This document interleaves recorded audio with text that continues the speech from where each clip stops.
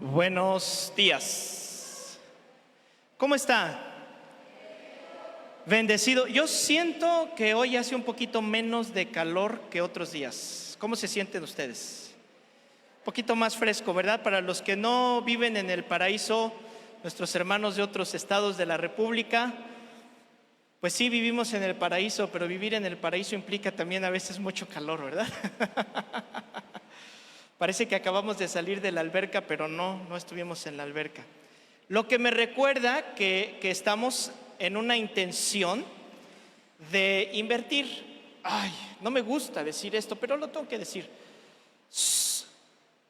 Pienso que gastamos mucho en tener edificios y construir iglesias y todo este rollo, y se necesita invertir en las misiones, en salir, en ayudar, en llevar el evangelio.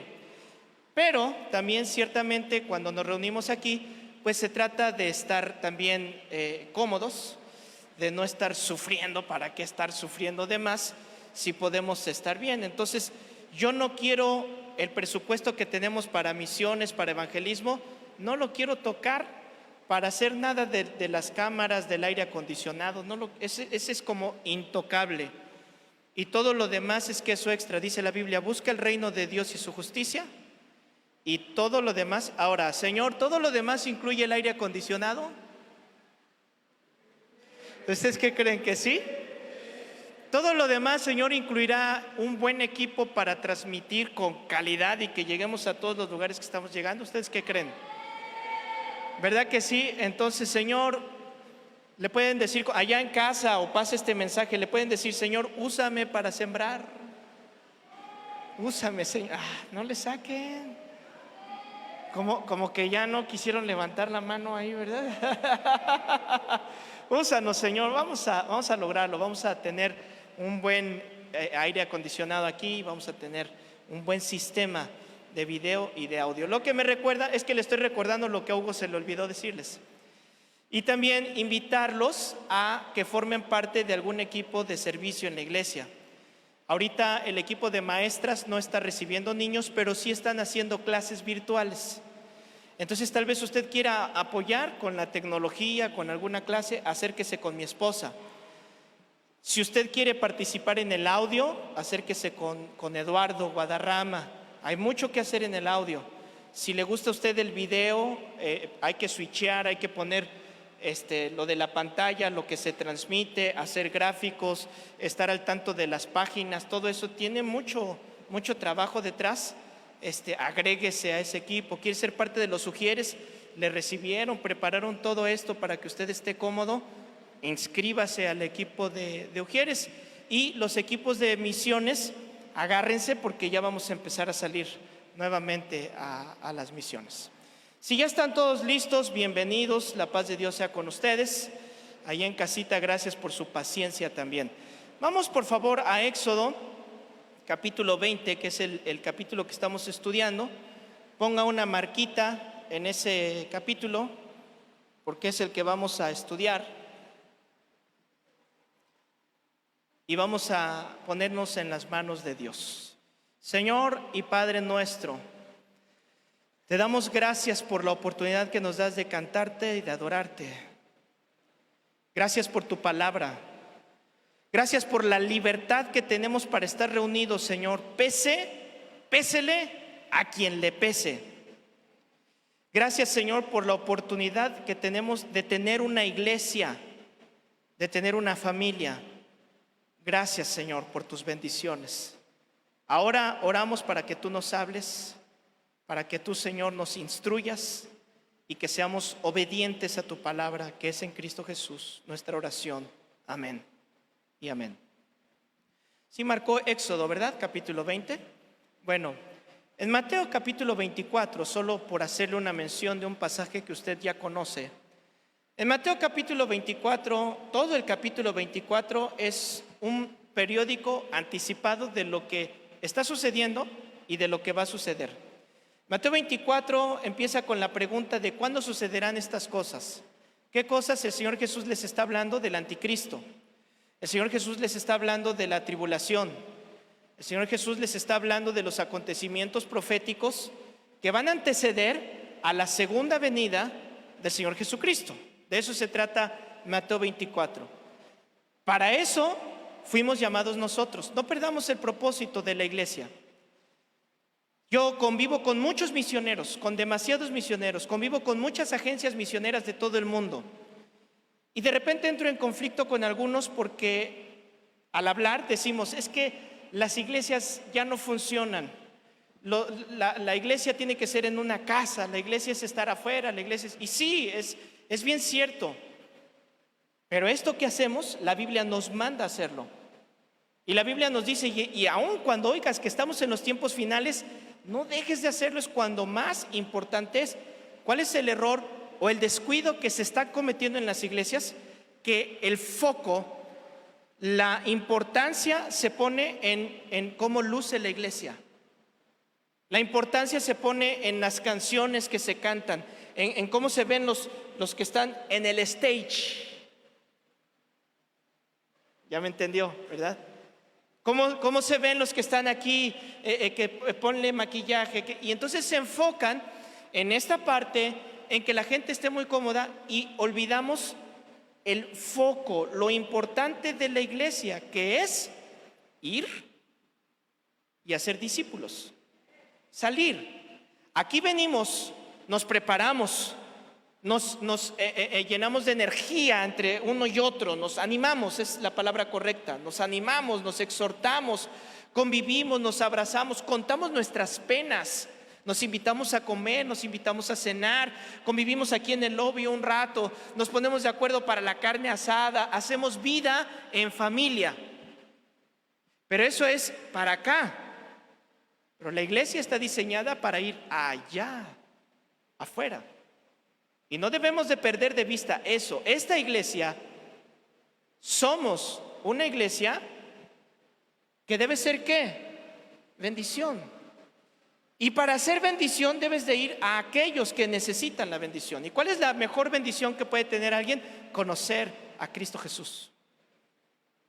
Teniéndolo a Él, lo tienes todo, hijo, todo. Y es lo que tenemos que hacer nosotros. Y dice Mateo 24:12 que al haberse multiplicado la maldad, el amor de muchos se enfriará. ¿En qué tiempo? En este tiempo. Ya estamos en estos tiempos finales. Si alguien ha puesto atención a las noticias, el periódico de Israel decía, hay un prominente rabino israelita que él está diciendo que ya tiene conversaciones con el Mesías. Y es un rabino muy importante, muy importante.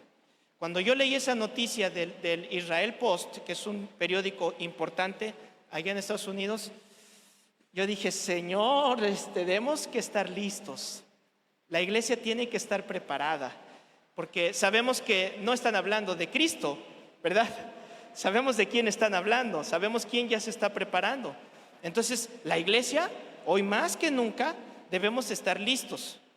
Y hablando con alguien, le decía, ¿y te da miedo? Y te da miedo que hablemos porque nos fuimos a cenar porque tiene un conflicto en un lugar que está asistiendo.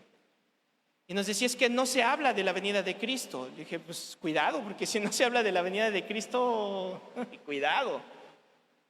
Y el conflicto que teníamos era que decía, es que me da miedo cuando se habla de la venida de Cristo. Me da miedo. Entonces muchas iglesias dicen, no prediques de eso porque predicas la cultura del miedo. Entonces la gente se acerca a Cristo por miedo. Y yo digo, de veras que necesitan leer su Biblia en esos lugares. Porque si hay algo que causa leer sobre la venida de Cristo, es gozo. Si hay algo que causa saber los tiempos que estamos viviendo, lo que viene, lo que va a acontecer, es estarse preparado, como cuando les dices a tus hijos, nos vamos a ir de vacaciones en 5 meses, y faltan los 5 meses y ellos están, ¿ya es mañana, papá? ¿Ya es mañana? ¿Les ha pasado? Y ya tienen su maleta lista, y tu hijo, falta mucho, deshazla, saca tus cosas. No, ya la tengo lista. Eso implica saber los tiempos y saber que Cristo viene por nosotros. Entonces la Biblia nos dice que la maldad se va a incrementar, y es interesante que la palabra maldad que ocupa este versículo es la palabra anomia, del griego anomia. Y anomia significa sin ley, sin ley. Es decir, la gente va a andar sin ley, van a violar los estatutos. Mientras más se acercan los tiempos finales, más se va a estar violando la ley. En el capítulo 20 del Éxodo tenemos precisamente el momento de la formulación de las leyes para todo el mundo. Las leyes que Dios ha instituido para nosotros. Por esto que tenemos aquí en este capítulo 20 es solo una parte, es un decálogo, es un resumen, donde están contenidas un montón de más de 600 leyes que se van a ir viendo a lo largo del tiempo. La ley que estamos a punto de estudiar, la Biblia la describe que es como un espejo. Es como un espejo. Tú llegas al espejo y el espejo es el que te refleja y te dice si estás guapo o si tienes defectos. ¿Sí o no? Te acercas al espejo y te muestra. Y te dice, mira, ya te salió un barrote, ¿no? Y ay, ¿cómo se ven los adolescentes, ¿no? Las mujeres llegan y no, ay, mira ya cuántas canas tengo, las tengo que quitar. Y los hombres no, ¿verdad? ¿Verdad que no, hombres? Esposas, ¿verdad que sus esposos no son vanidosos? Para nada vanidosos. Entonces, uno llega frente al espejo, que es la palabra de Dios, que es la ley de Dios, y en esta ley se empieza a reflejar y nos dice nuestra condición. Lamentablemente hay muchos que se encuentran como aquella vieja historia que seguramente todos escucharon, de una reina que se paraba frente a un espejo y le decía, espejito, espejito, espejito, dime quién es la más bella de todo el reino. ¿Lo recuerdan? Y el espejo le decía, tú, mi reina, eres la más bella. Y muchos se paran frente a la Biblia y hacen exactamente lo mismo. Espejito, espejito, ¿verdad que no estoy tan mal? ¿Verdad que no soy tan pecador, espejito? ¿Verdad que él es más feo que yo? ¿Verdad que ella peca más que yo? Hasta que el espejito le dijo, mira, te tengo que confesar algo, hay alguien mejor que tú, ¿no? Y lo que causó en ella. Ahora, cuando tú llegas al baño y está el espejo, que es la ley, el espejo no te lava, ¿o sí? ¿Qué hace el espejo? Simplemente te muestra tus defectos, simplemente te muestra tus aciertos, y eso hace la ley. Entonces, la ley no te puede lavar en absoluto de tus pecados. Necesitas de lavabo. Necesitas de algo más que te lave de lo que la ley te dice que es incorrecto.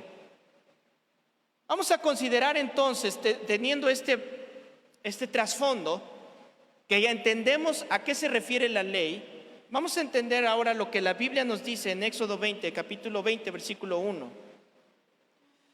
Y habló Dios todas estas palabras diciendo, yo soy Jehová tu Dios, que te saqué de la tierra de Egipto, de casa de servidumbre. Entonces Dios pone el resumen de todo lo que ha hecho anteriormente, ¿verdad? Sobre esta base pone su ley. Y este es un punto importante. ¿Sobre qué base Dios pone sus leyes? Mira, te voy a decir la base más importante, es Dios. Punto, ¿sí o no? Es Dios. Cuando se quisieron poner salsa con Dios, Dios les dijo, ¿dónde estuviste tú, cabezón, cuando estaba creando las estrellas? ¿Dónde estuviste tú cuando estaba formando todos los animales? ¿Dónde estuviste tú cuando colgaba los planetas? Dime dónde estuviste. Entonces Job y sus amigos estaban así como, gulp, no, pues no, Señor. Entonces, mídele el agua a los camotes, soy Dios. Punto. ¿Lo entendieron así? Es que de repente la Biblia lo dice muy categórico, ¿verdad? Pero te voy a decir algo, o sea, llegas con Dios y cuádrate, es Dios. definitivamente.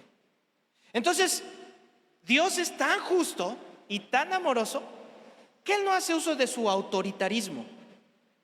Él es un Dios justo, es un Dios amoroso y que Él mismo respeta las leyes. Él dice: yo soy un Dios justo. Cuando alguien conquista un lugar, ¿qué hace el conquistador? Es el que pone reyes, quita reyes, es el que pone leyes, el que recibe los impuestos, ¿sí o no? Entonces ahora le dice a Israel: hey, yo te saqué. ¿Tú hicieron algo cuando salieron de Egipto ellos? ¿Verdad que nada? ¿Verdad que todo lo hizo Dios? Entonces les dice ahora: sobre esta base voy a poner mis leyes. Yo soy el que conquistó, yo soy el que trabajó, yo soy Dios, yo soy el que hizo. Aquí está la base. ¿Por qué tiene que poner estas leyes? Porque había una moralidad, no sé si lo correcto es decirle nueva, porque Dios puso una moralidad con Adán y Eva. Ellos estaban desnudos y no se avergonzaban. Pero vino el pecado y el pecado trajo una nueva moralidad. ¿Cuál fue esa nueva moralidad? Donde ya había vergüenza en el humano, ya había vergüenza en el hombre. Y esa, por eso dije entre comillas nueva, porque es viejísima, pero era nueva, siguió hasta los días de Noé y permaneció después de los días de Noé. Entonces el pueblo, el mundo, está acostumbrado a esa moralidad. ¿Cuál es esa moralidad? Dios dijo: dejará el hombre a su padre y a su madre y se unirá a sus mujeres.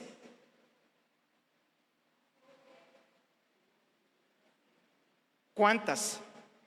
Es que un miserable, hermano, a esa es la palabra, un día me dijo: pero en la Biblia hombres de Dios tenían varias esposas, ¿qué de malo tiene? Ay, dije: vente para acá, siéntate. Te voy a decir. ¿Quién instituyó el matrimonio? Dios. ¿Cómo lo instituyó? En un verso dejó todas las instrucciones. Dejas a tu papá y dejas a tu mamá. Nada de que llega la quincena: ay, mamá, es que ya no me alcanza para la quincena, ¿me prestas? No, espérame. Dejas a tu papá y a tu mamá y te vas a trabajar. Y ahorras y mides tus gastos. Dejas a papi y dejas a mami. Número 1. Número 2, te haces uno. ¿Con quién? Con tu esposo o con tu esposa. Hombre y mujer. Ahí está ya instituido, hombre y mujer. Pero ¿qué pasó con la nueva moralidad? ¿Y por qué nada más una? ¿Y por qué no más? ¿Y por qué? Entonces esa mala moralidad pues vino a arruinar las naciones y el mundo. Entonces Dios viene y les dice: ustedes son un pueblo escogido, ustedes son un reino de sacerdotes, ustedes son una nación santa. Por lo tanto, al darles estos privilegios, al darles esta grande bendición, una grande bendición también tiene sus responsabilidades. Y estas son sus responsabilidades. Y quiero hacer unas consideraciones acerca de la ley para que usted entienda, porque cuando hablamos de gracia, yo soy un pastor que habla de gracia. Lamentablemente ahora se ha pervertido ese precioso don. Pero cuando se habla de gracia, entonces hay personas que la ley la anularon y dijeron: no, es que ahora es la gracia y ya no hay la ley. La ley se acabó, ya no prediques la ley, ya no hables de la ley no sirve para nada, la ley te condena, la ley, y no, quítala, porque ahora solamente es la gracia. Y yo les voy a decir algo: una persona que estudia la Biblia sabe que la ley es súper importante, que la ley sigue vigente, por cierto, porque la ley sigue condenando a las personas. La ley sigue vigente, pero todo el Antiguo Testamento es una representación de lo que sucede en el Nuevo Testamento. Todo el Antiguo Testamento ilustra lo que empezó con el ministerio del Señor Jesucristo. No lo podemos eliminar. Entonces, Romanos 6:1 dice así: ¿qué pues diremos? ¿Perseveraremos en el pecado para que la gracia abunde?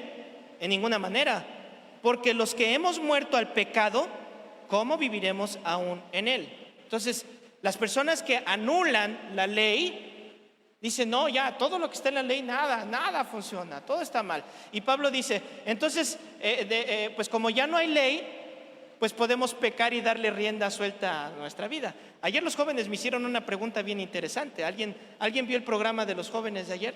Estuvo muy bonito. Y la pregunta fue, pastor, ¿qué tanto podemos pecar? ¿No? ¿Qué tanto podemos pecar? Y oh, pregunta. ¿Qué tanto puedo pecar, pastor? ¿No? La respuesta es definitiva, nada. No debes pecar.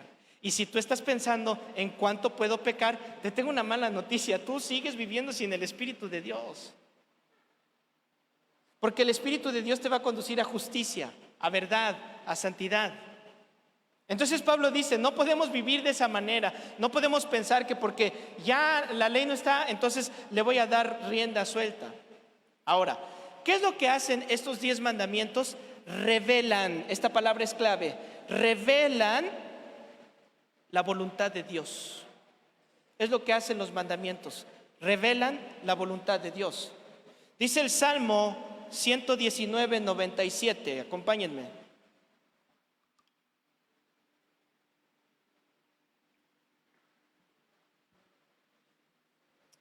Oh, cuánto amo yo tu ley, todo el día es ella mi meditación.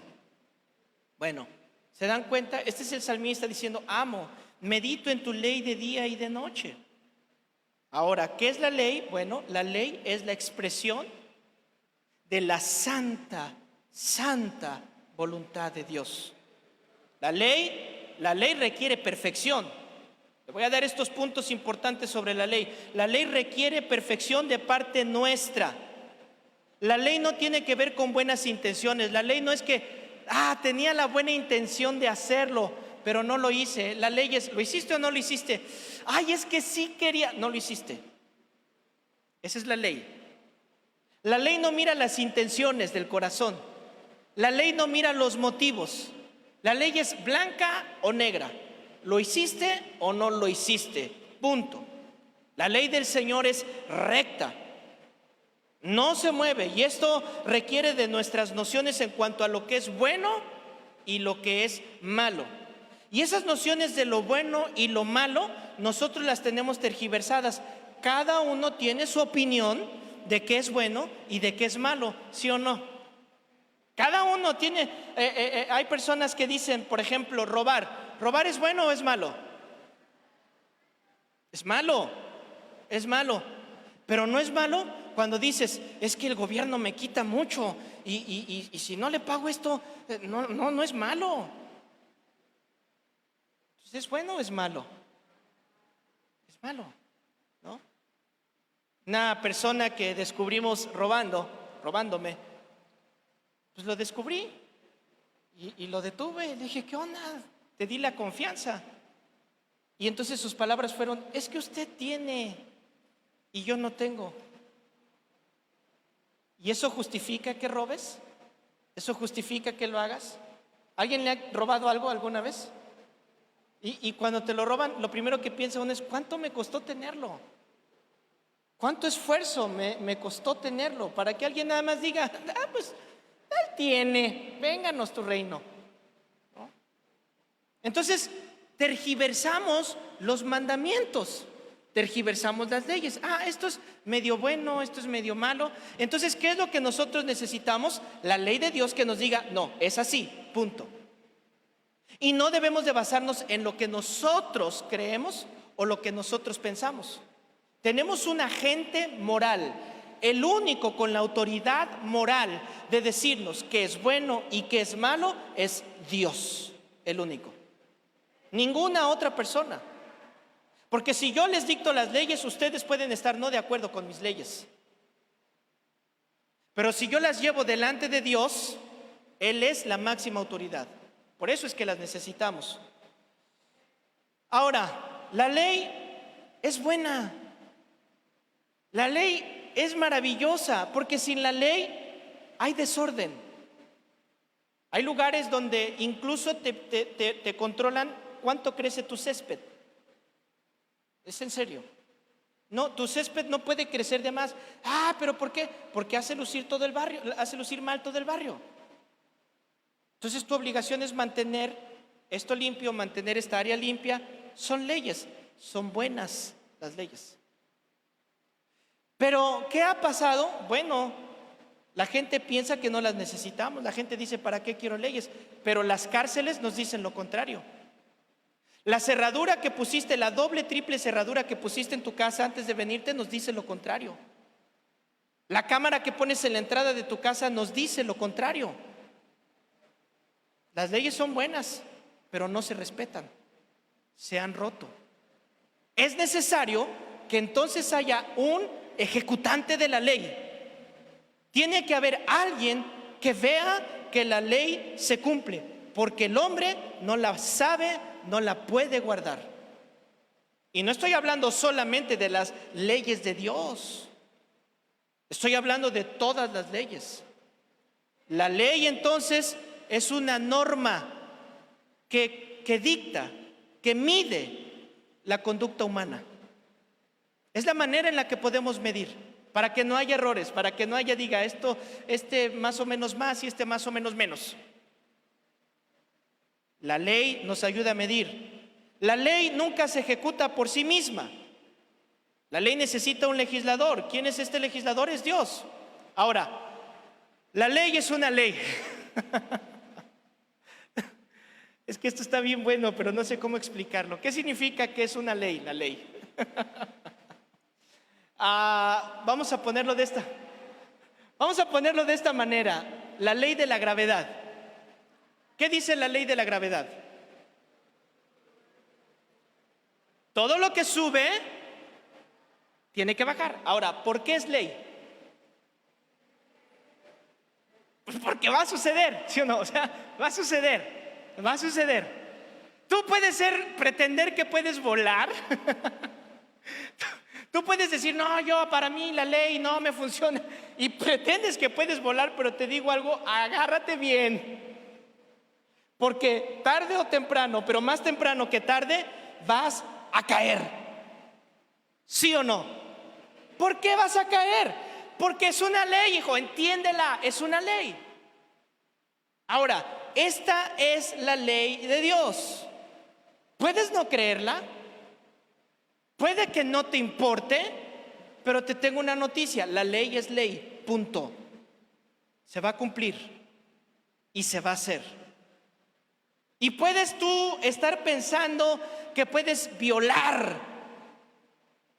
puedes estar pensando que puedes maltratar a tu esposa, a tus hijos, puedes estar pensando que puedes abusar de los débiles por tu posición económica, burlarte de las personas. Los gobiernos y personas enfermas de poder pueden pensar en intentar legalizar lo que Dios ha dicho que no es legal. Pueden intentar legalizar el asesinar bebés, pueden intentar legalizar las violaciones, pueden intentar legalizar la pedofilia, como sucede ahorita con ese hombre perverso, gobernador de California, que está contra las iglesias, que está contra Dios, que está legislando para que los mayores puedan casarse, puedan tener relaciones sexuales con niños de 13 años. Te digo, tarde o temprano te va a caer el peso de Dios. Es la ley de Dios. Es la ley de Dios.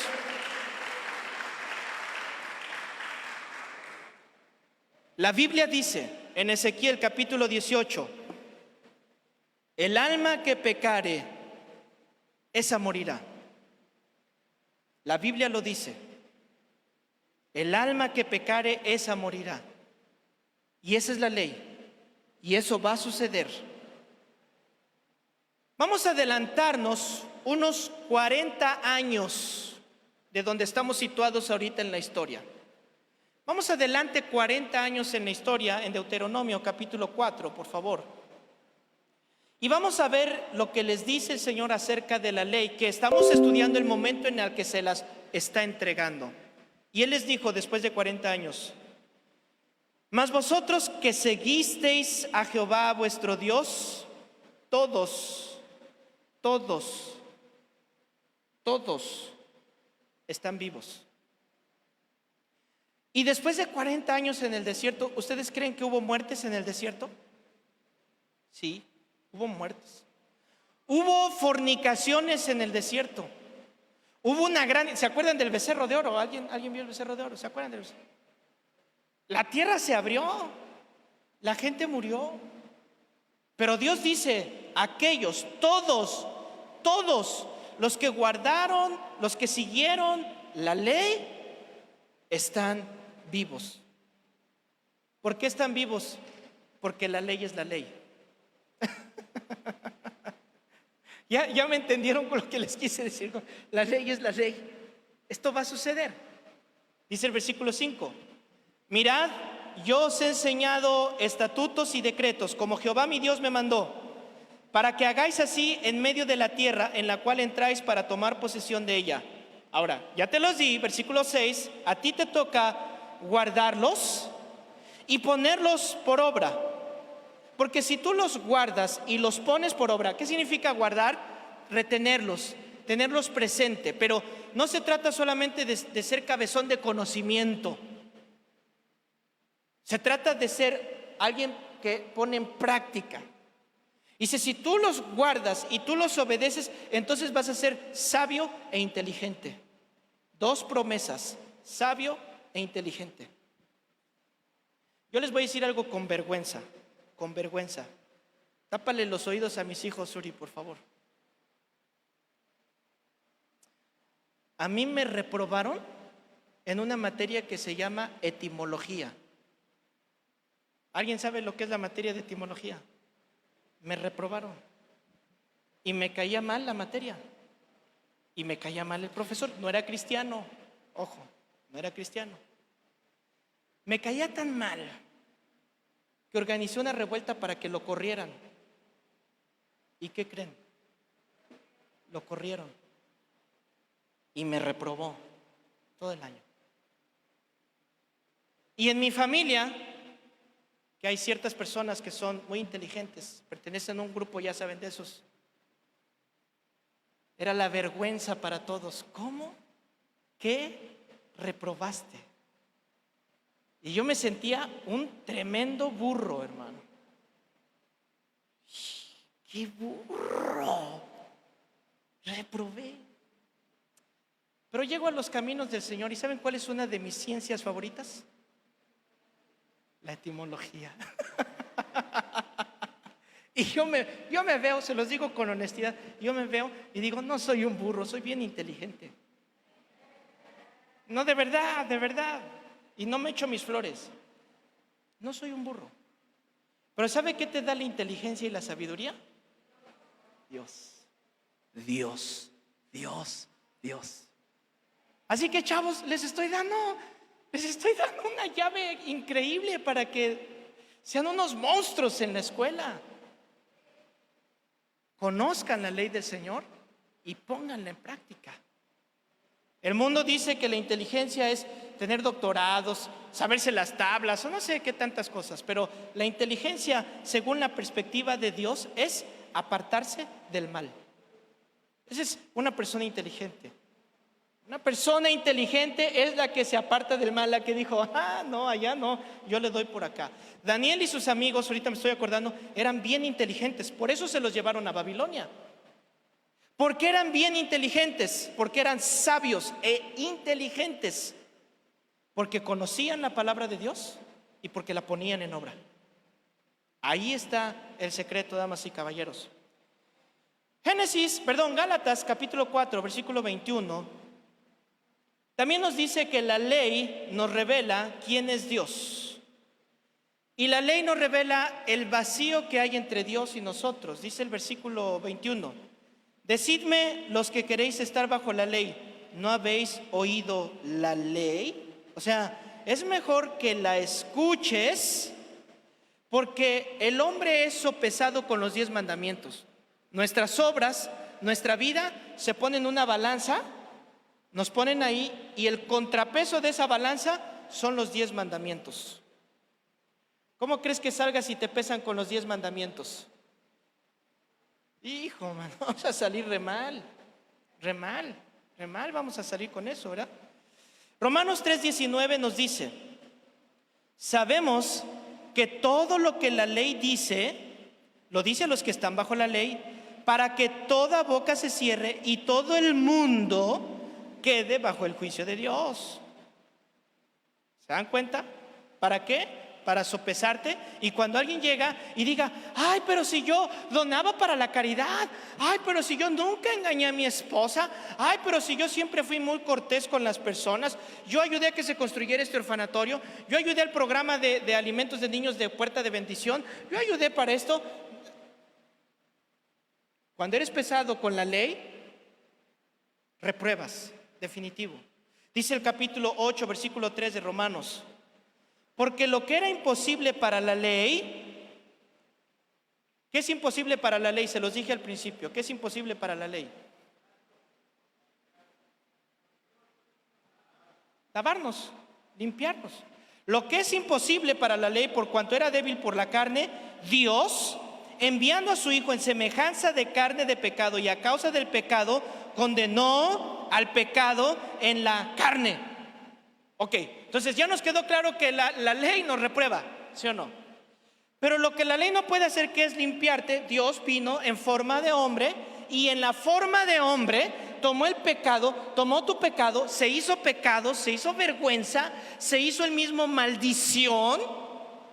Él cargó todo. Él vivió santo, puro, lo llevó, y todo esto lo puso en la cruz del Calvario. Por eso dice aquí que condenó al pecado. Le dijo al pecado: ya viste cómo tú no puedes conmigo.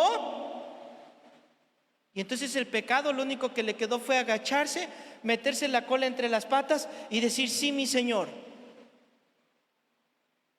¿Y ahora qué hacemos nosotros? Bueno, nosotros sabemos que la ley se debe de cumplir, pero no podemos.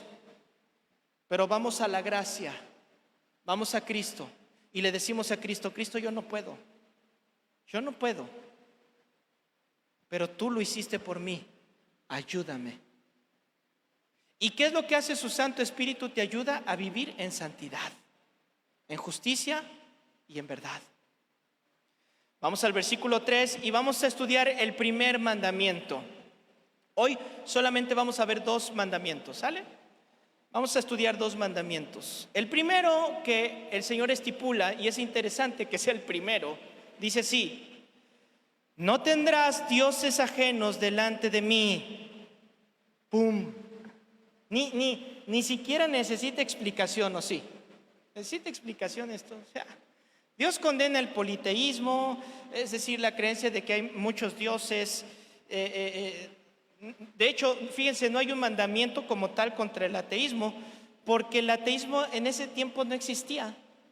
En los tiempos antiguos todos creían en cierto tipo de Dios, en cierta deidad. No existía el ateísmo, por eso es que no había nada de eso. Ahora, el Salmo 53, versículo 1 dice así: dice el necio en su corazón: no hay Dios. O sea, ¿por qué no había ateísmo? Lo comparaban con alguien necio. El ateísmo era comparado con es necio, es una necedad, algo así como ignóralo, no sabe lo que dice. Pero sí trae algo contra el politeísmo, contra muchos dioses. Y entonces Dios le dice a Israel: no tendrás dioses ajenos delante de mí, porque era muy popular adorar a muchos dioses. Y a Israel se le encargó levantar la bandera de un solo Dios. Y vean la historia, regrésense a todas las culturas anteriores: mayas, aztecas, egipcios, celtas. Todas las culturas, todas tenían una bandera de muchos dioses. La única cultura que existe hasta nuestros días, al mismo tiempo que ellos empezó, y que existe hasta nuestros días, es los judíos, y desde el inicio son los únicos que se levantaron con la bandera de un solo Dios. Ahora, se los tenía que explicar. ¿Por qué? Porque la palabra Yahweh, en su composición etimológica, es una palabra que utiliza el plural, como nosotros. Solamente el nombre de Dios habla en plural. Entonces imagínense un judío que está leyendo, ¿no? Génesis 1:26: hagamos al hombre a nuestra imagen y semejanza. Está hablando en plural, ¿sí o no? Está hablando en plural. Entonces, ¿cómo? ¿Quiénes? ¿A nuestra? ¿Cuántos? Y es que Dios en toda la Biblia nos dejó marcada la Trinidad. En toda la Biblia vemos la Trinidad por todos lados. La materia está dividida en 3 estados, ¿sí o no? La materia, nosotros somos materia, tiempo y espacio. Esas son nuestras 3 dimensiones del humano. Han querido la 4ª dimensión, ¿verdad? De pasarla, nunca la van a pasar, el tiempo, nunca la van a pasar. El tiempo está dividido en ¿cuántos? Pasado, presente y futuro. Nosotros también somos tricotomáticos. Nosotros somos espíritu, alma y cuerpo. Por todos lados vemos 3. ¿Por qué? Porque la Trinidad Dios le enseñó desde el principio.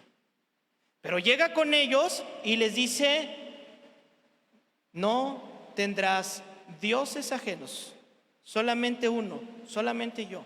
Y para quitarles la confusión, Deuteronomio capítulo 6, rápida, sencillamente les declara: el Señor tu Dios, uno es. La Shema de los judíos. Deuteronomio 6:4. Oye Israel, Jehová nuestro Dios, Jehová, uno es. Entonces hay muchos que todavía no comprenden la doctrina de la Trinidad. Y si usted todavía no la comprende, métase a los discipulados, métase al instituto, porque ahí las vemos todo esto. Entonces imagínate a alguien que le explota el cerebro cuando le dicen: es que es 3 pero es 1. Entonces piensa: no, pues es que Dios Padre, Dios Hijo, Dios Espíritu Santo son 3 personas. 1 más 1 más 1, 1. ¿Verdad que no hace sentido? Que uno dice: ¿cómo? 1 más 1 más 1, 3. No, en la contabilidad de Dios 1 más 1 más 1 es 1. Explota el cerebro. Y para que los judíos entendieran y no les pasara lo mismo, les dice: oye Israel, Jehová tu Dios, Jehová uno, Jumpel, one, es, nada más. Y ahora nos hemos ido al otro extremo, Romanos 1:21. De plano, ¿no? Nos fuimos al otro extremo, Romanos 1:21. Pues habiendo conocido a Dios, no le glorificaron como a Dios, ni le dieron gracias, sino que se envanecieron en sus razonamientos, y su necio corazón se fue entenebrecido. Profesando ser sabios, se hicieron, ¿qué? Necios. Versículo 22. ¿Y qué aprendimos que la Biblia dice que es un necio? Que no cree en Dios. ¿Ya vio aquí en Romanos el contrapunto, la contrapolarización de estos dos? Dios dice: oye y obedece y eres sabio, ¿sí o no? Oye y obedece y eres sabio. Pero no creas y eres necio. He aquí yo pongo delante de ti la vida y la muerte, pongo delante de ti la bendición y la maldición. Escoge la bendición, dice el Señor. Pero ¿qué hacen los hombres? Van por la maldición. Van tras la maldición. Versículo 23 de Romanos 1. Cambiaron la gloria del Dios incorruptible en semejanza de imagen de hombre corruptible, de aves, de cuadrúpedos y de reptiles, por lo cual también Dios los entregó a la inmundicia de las concupiscencias de su corazón, de modo que deshonraron entre sí sus propios cuerpos. O sea, fíjense, empieza por negar a Dios. Vea esta cadena, por favor. Empezaron por negar a Dios, y negar a Dios te lleva a la cúspide del pecado, o a lo más, al contrario, lo más profundo del pecado: deshonrar tu cuerpo. ¿Cómo deshonras tu propio cuerpo? Yendo contra naturaleza. Pedofilia. ¿Cómo se llama esto cuando con los necrofilia? No, es con muertos. Zoofilia. Cuando el hombre no ocupa su cuerpo y se queda con una mujer. Cuando la mujer no ocupa su cuerpo para estar con un hombre, para estar con una mujer. ¿Dónde empezó esto? ¿Dónde empezó esto? Desde que negaron a Dios. ¿Te hace sentido lo que está sucediendo en nuestro tiempo ahorita?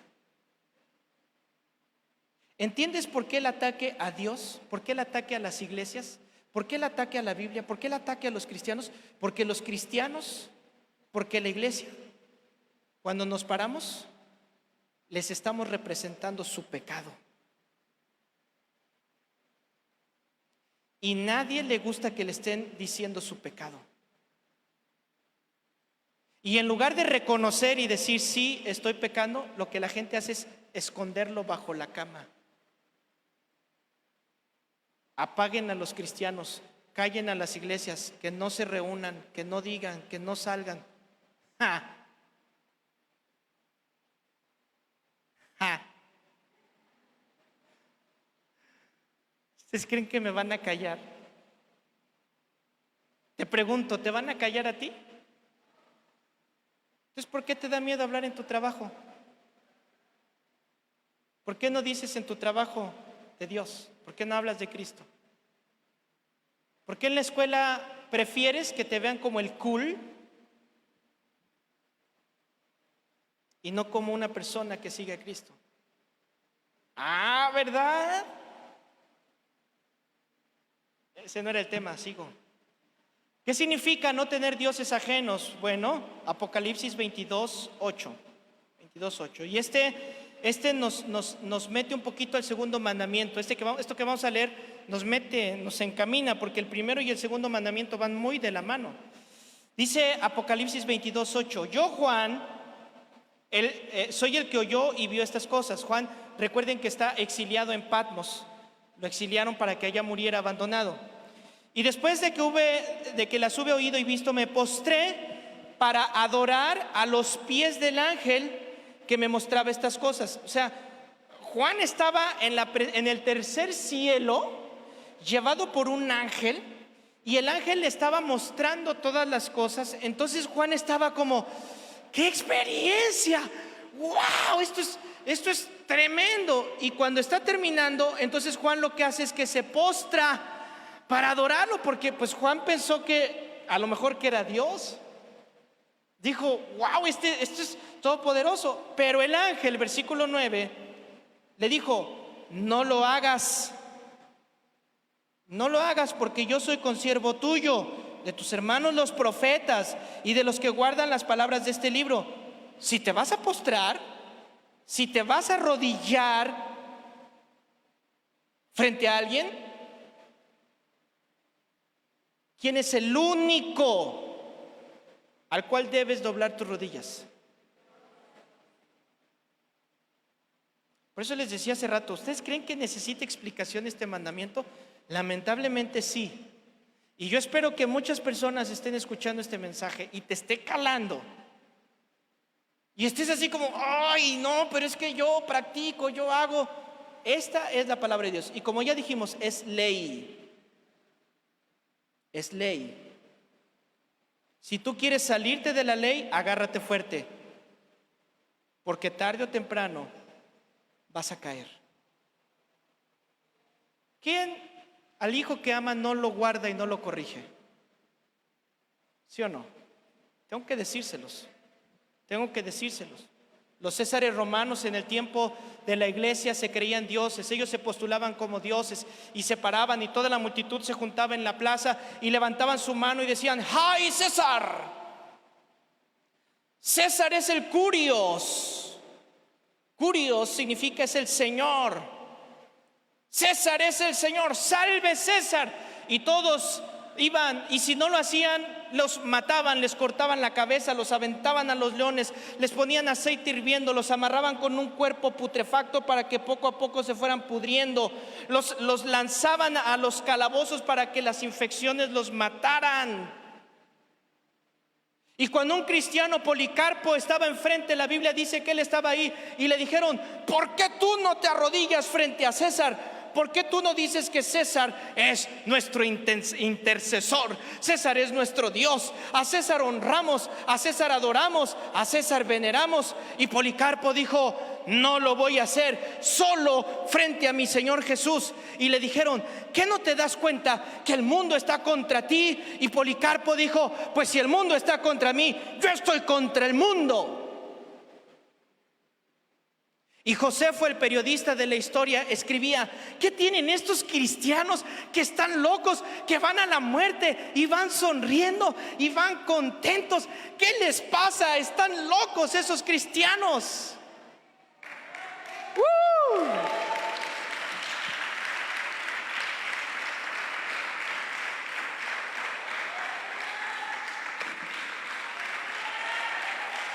Párate en la brecha.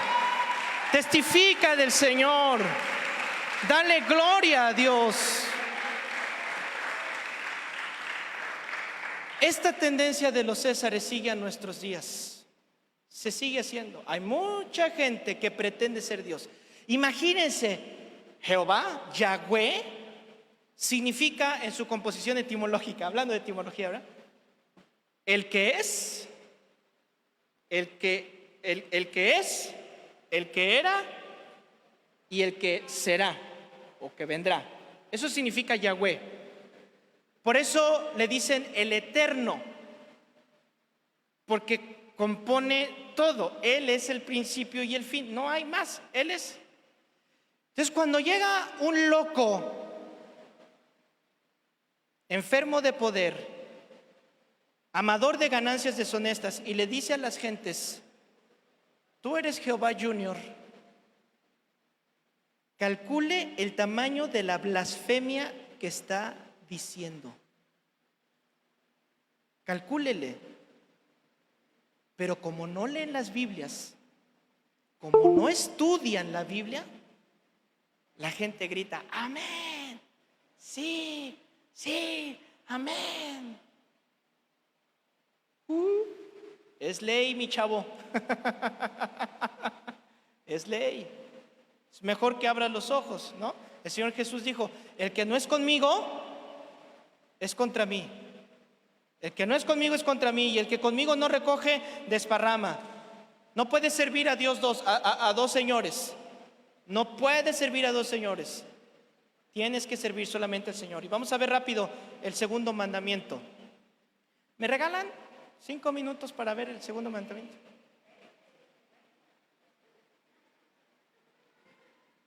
Sheila dijo que 50 minutos, algo así. La cámara dice que ya se acabó el tiempo. La cámara dice: no, ya se acabó el pastor la batería. Ok, capítulo 20, versículo 4. Me voy a apurar para, si no alcanza a grabarse, me avisan para que mejor le corte y lo dejamos para el otro. Dicen que sí le demos, no sé qué van a hacer, pero que sí le demos. Dice el versículo 4: no te harás imagen ni ninguna semejanza de lo que esté arriba en el cielo, ni abajo en la tierra, ni en las aguas debajo de la tierra. O sea, ¿necesita explicación este mandamiento?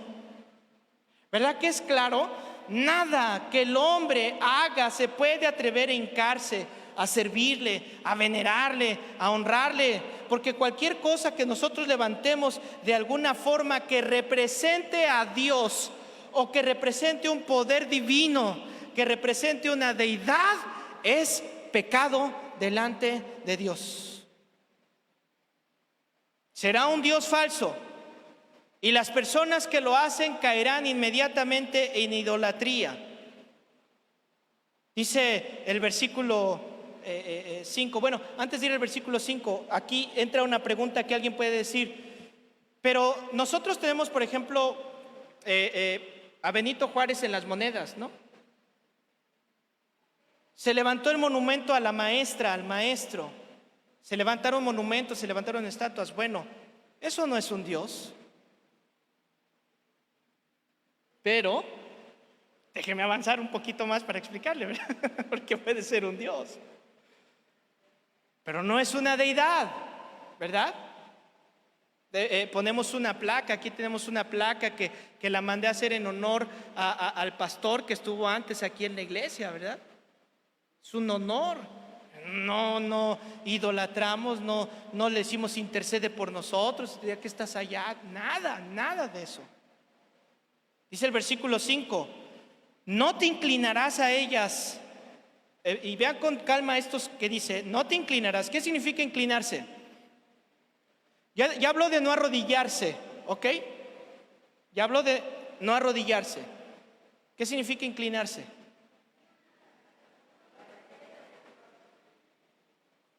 No te inclinarás, no las honrarás, porque yo soy el que es, el que era y el que ha de venir, el que será, Jehová tu Dios, fuerte, celoso.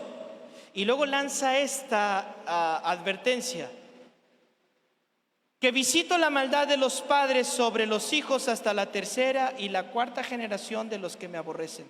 ¿Por qué habla de esto? Porque la idolatría de este tipo, tarda hasta 3 o 4 generaciones para erradicarla de la familia. No la puedes erradicar así de rápido. Tardas en erradicarla. Te echas como Policarpo, te echas al mundo encima con esto. En Isaías capítulo 40, versículo 18 nos lanza esta advertencia. Vamos a leerlo, por favor. Dice así: ¿a qué pues haréis semejante a Dios? ¿O qué imagen le compondréis? Es un poco de sarcasmo, ¿eh? El artífice prepara la imagen de talla, el platero le extiende el oro y le funde cadenas de plata.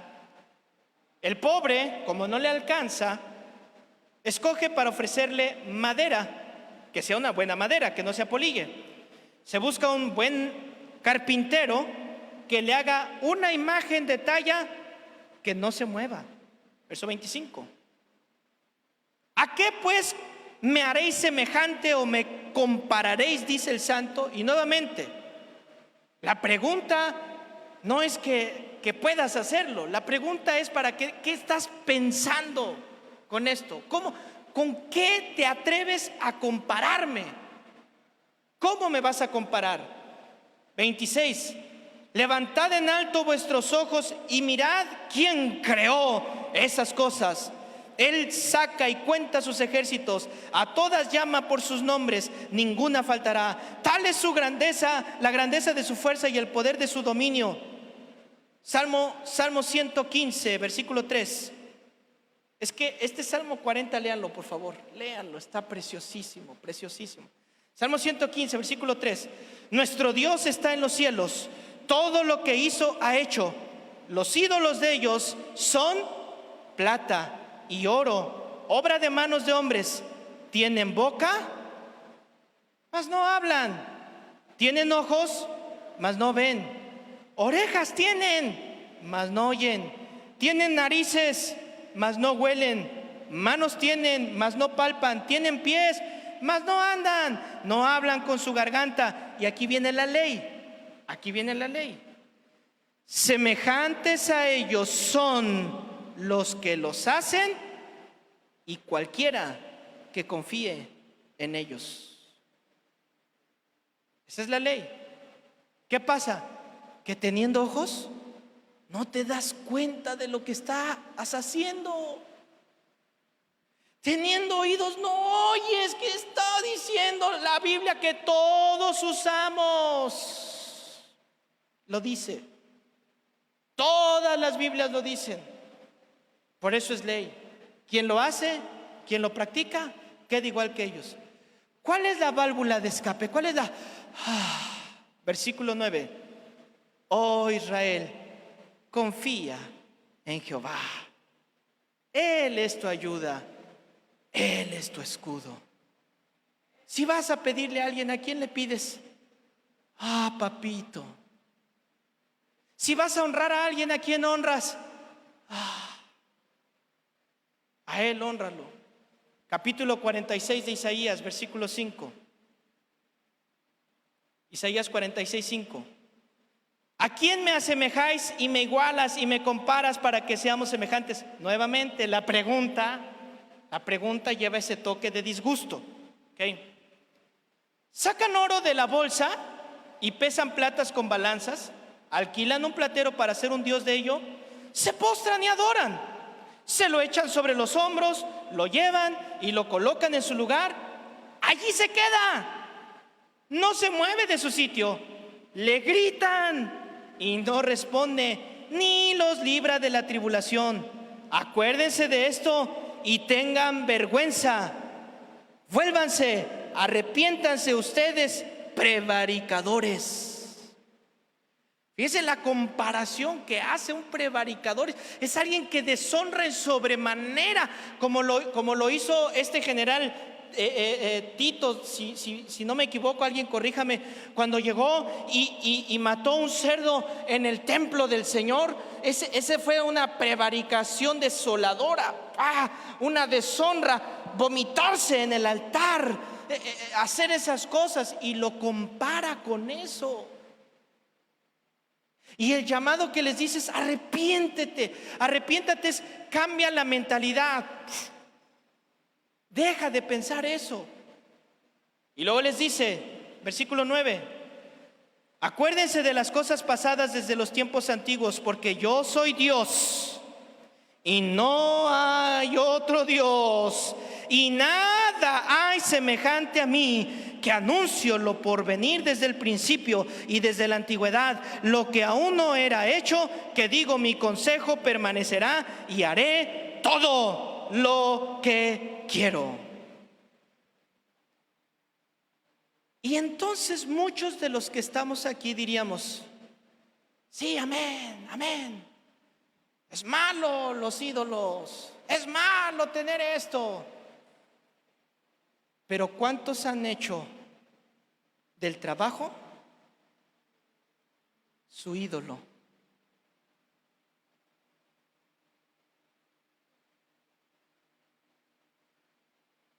¿Cuántos han hecho del dinero un ídolo? ¿Cuántos han hecho de sus hijos, oyó bien, de sus hijos un ídolo?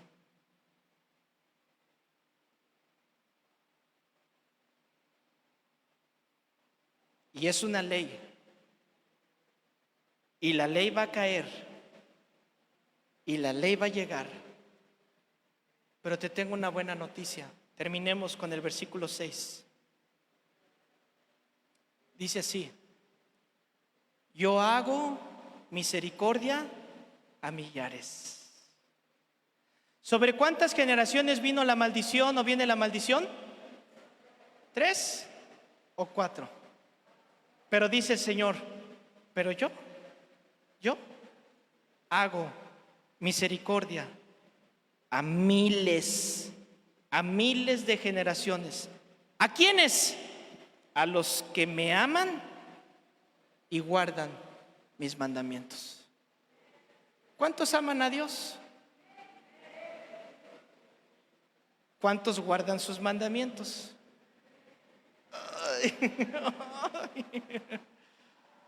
Le animo a que guarde los mandamientos del Señor. Póngase de pie, por favor, y démosle un fuerte aplauso al Señor poderoso. Gracias, Señor. Gracias, Señor.